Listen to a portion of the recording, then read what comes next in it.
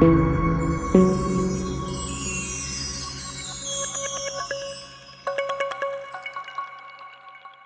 Chandril, there are a few things just I wanted to know to start with of introduction, how things are going on defense sector. Is there anything you wanted to add? And there are a few things I wanted to know now. Right now, people are thinking that we are already in the league of superpower. So, how you define military superpower, and what is the criteria for achieving this title to become a military superpower. We'll start with the opening question right now. Okay. Yeah, I frankly speaking, I do not want to go in that gung ho like we are being a superpower or something like that. But globally, there is an arrangement of considering the firepower. And if you see the firepower index, which has been published in 2025, India is consistently maintaining its position as the global firepower index, the number four in the global ranking. Now, the fact here is that superpower is a kind of a cliche term. Many people might differ in their thought process, but what is my thought process is that rather to be a superpower, I would like to say that if we are global and that benefit everybody will get. Now, the fact here is that people says that unless you are superpower, you cannot be growing as an economic power or something like that. So there are multiple debates, multiple arguments on that. So militarily, Japan is not a superpower, but they are a big economic power. Similarly, today's Germany is not a superpower, but they are still big economic power. However, military superpower Russia, but are they economically superpower? People might put a doubt.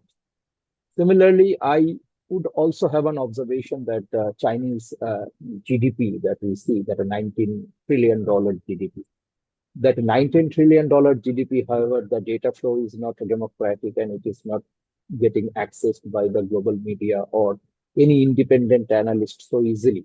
So you never know how much is the actual GDP because World Bank and IMF, they can be manipulated. Right?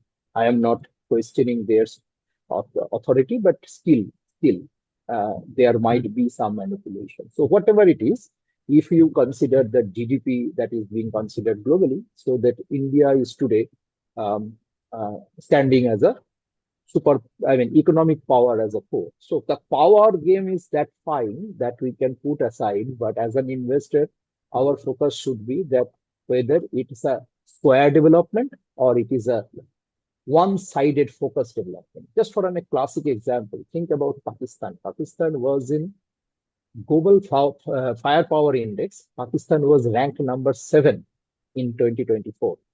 But in 2025, the new list that has been published, that Pakistan has been downgraded to rank 12.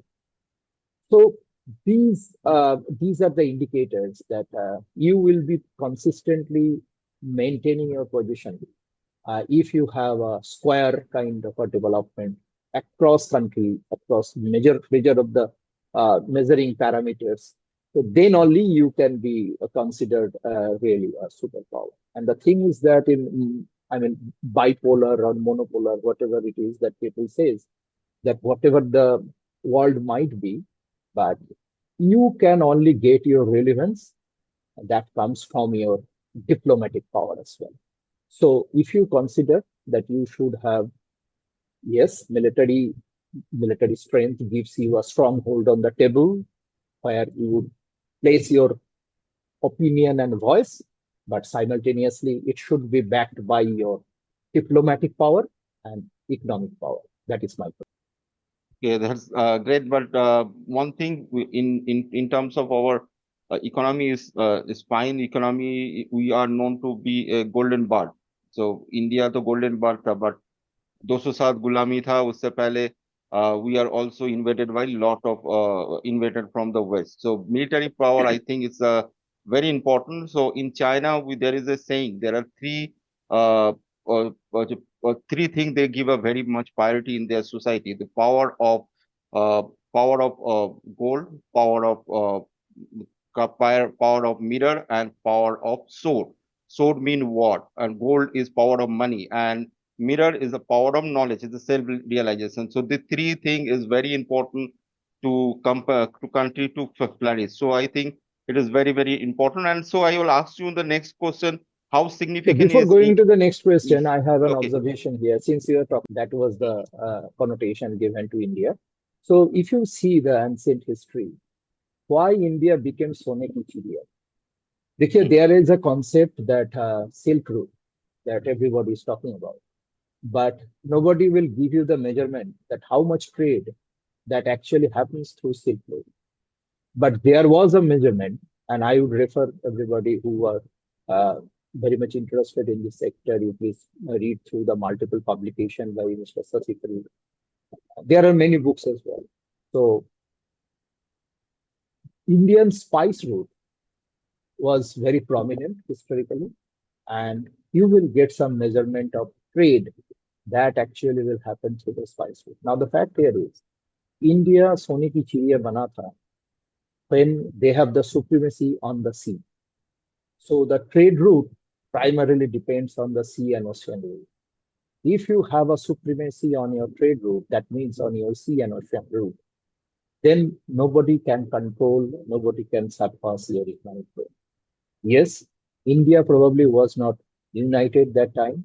There are a lot of conflicts, small princely states or small kingdom, and they have a lot of conflicts amongst themselves. So that's why when the invaders come with some vindictive mindsets and all, India actually fall to maintain its military existence.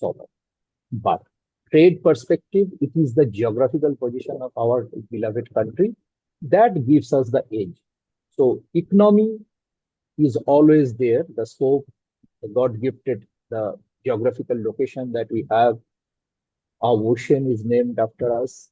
Simultaneously, we have two bays as well on the western side and on the eastern side. So that gives us a 7,000 plus long coastal line. So that's a gift. You can see that multiple countries in the world, they are thriving just to get a sea passage, just to get a ocean passage. So but still, we are very much lucky for that. But the fact here is that military superpower will, military not superpower, quote unquote, military strength will maintain your economic growth and will maintain and keep you as a superpower in true sense. Superpower here is that all four different parameters that should be maintained.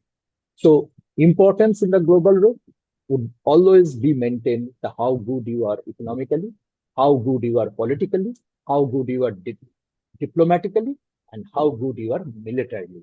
So these four parameters, if you develop in all four, need not to worry about it. You will be Okay, definitely much great. I better. completely agree. If you like the video and my analysis, please like, share and subscribe Nogra Invest channel for more of such informative videos to boost your investment journey. If you are differing with my thoughts and my view and my analysis, please put your thought on the comment section below. Thank you and see you in the next videos.